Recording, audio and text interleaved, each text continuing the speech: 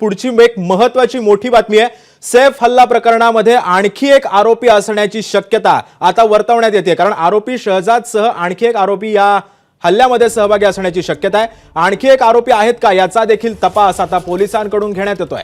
त्यामुळे सैफ अली खान हल्ला प्रकरणामध्ये आणखी एक आरोपी असण्याची शक्यता आता वर्तवण्यात येते। या संदर्भात अधिक माहिती देतात आमचे प्रतिनिधी सूरज ओझा आपल्या सोबत आहे। सूरज, आणखी एक आरोपी असल्याचं आता पोलिसांकडून सांगण्यात येतंय, काय अधिकचे अपडेट्स?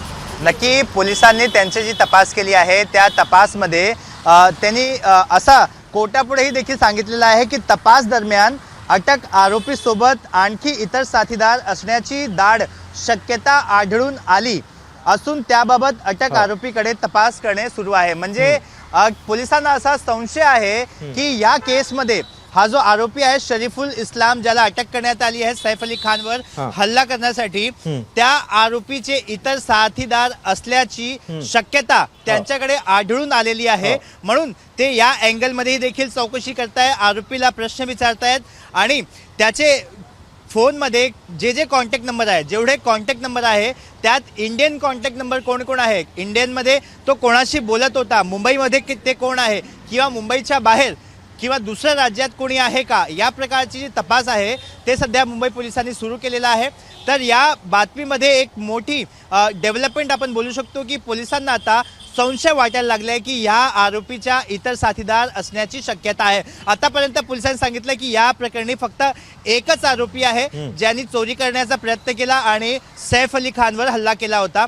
मात्र यावेळी जो पोलिसांनी मोठा खुलासा केलेला आहे, त्यांची रिपोर्टमध्ये देखील कोर्टापुढेही देखील त्यांनी सांगितलेलं आहे की त्यांना डाऊट आहे की यामध्ये आरोपीचे इतर साथीदार असल्याची दाट शक्यता ते पण आढळून आलेली आहे, असा कोर्टापुढे सांगितलंय। जी पण सूरज, आता या प्रकरणात आता पोलीस कशा पद्धतीने तपास करतात?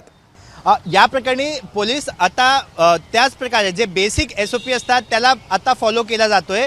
यामध्ये आरोपीकडे जे फोन मिळालेले आहेत त्याचा जो सिम कार्ड आहे ते कोणाच्या नावावर आहे, कोलकाता इथे राहणारा एक जहांगीर शेख नावाचा व्यक्ती आहे ज्याच्या नावाने तो सिम कार्ड इश्यू करण्यात आला होता, तो व्यक्ती कोण आहे, त्यांनी याची मदत का केली होती, तर त्याचंही देखील पोलीस स्टेटमेंट घेणार आहे, त्याची देखील चौकशी करणार आहे।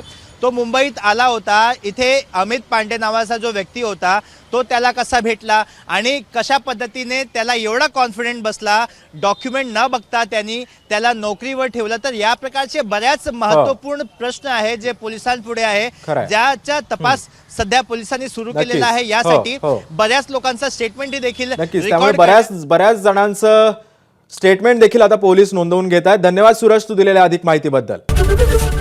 ABP माझा, उघडा डोळे बघा नीट।